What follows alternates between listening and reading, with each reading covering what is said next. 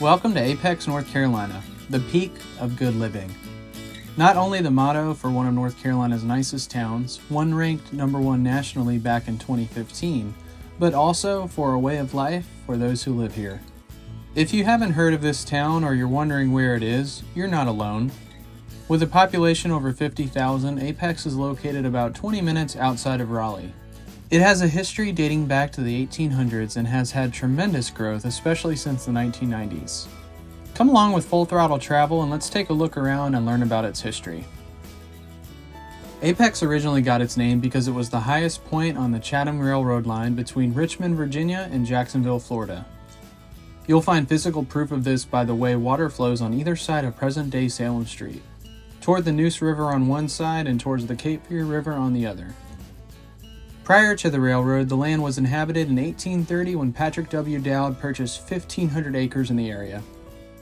He built a mansion on his land and established the Salem Meeting House, which eventually became the Salem Baptist Church. What we know as Apex today wasn't even on a map back then, but it had a reputation for being excellent for deer hunting and was called Log Pond. Why Log Pond, you ask? Well, we'll get to that in a little bit. Other landowners in the area included John McClenahan Ellington and Hilliard Bell. These two men divided the land into what became present-day downtown and town lots.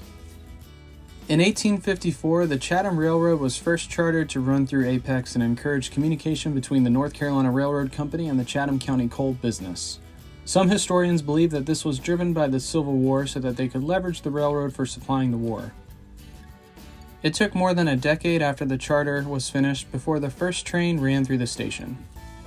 The land was heavily forested with pine trees and the station quickly became a shipping point for lumber, tar, and turpentine. Ellington seized the opportunity and used the station for his developing lumber business.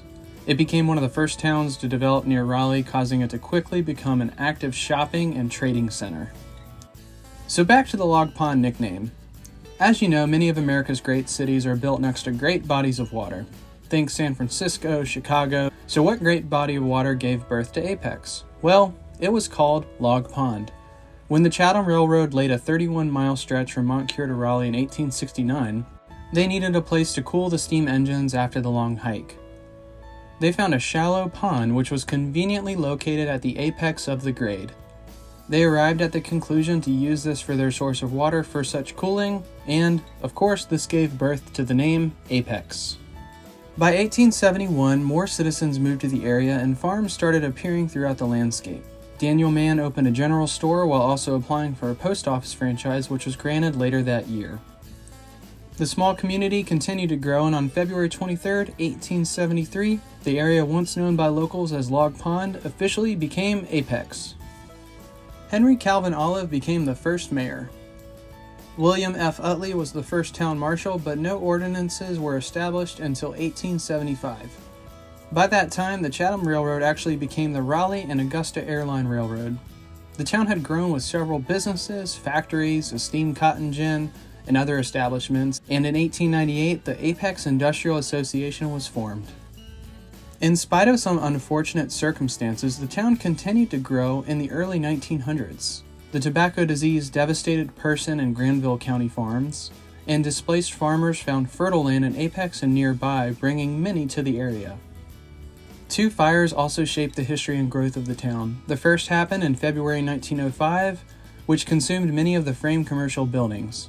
The second one was in June 1911 and destroyed much of the business district, including the Merchants and Farmers Bank, Postmaster's House, and many old frame stores. By 1913, the 100 block of Salem Street was rebuilt, and in 1914, the Union Depot, the town's centerpiece, was rebuilt. Today it serves as the headquarters for the Apex Chamber of Commerce.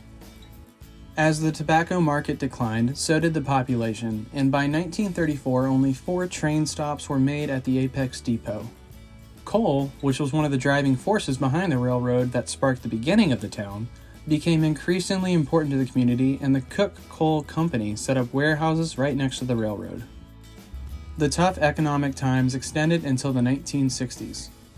At this time, Apex still reflected a town hit hard by economic recession. But hope was on the horizon, and the odds tilted in the town's favor with the development of the Research Triangle Park. As the triangle began to grow, so did Apex, and the 1990s showed unprecedented growth. From a population of 349 in 1900 to 1,000 in 1920 to 5,000 in 1990, Apex today continues to be the peak of good living while maintaining a small town feel, even with over 50,000 residents. The well-preserved downtown business district and the trains that still run through remind us of the past, while the new subdivisions, shopping centers, and businesses have enhanced the lifestyle of this small southern town, and as a result, it continues to live up to its name, the peak of good living.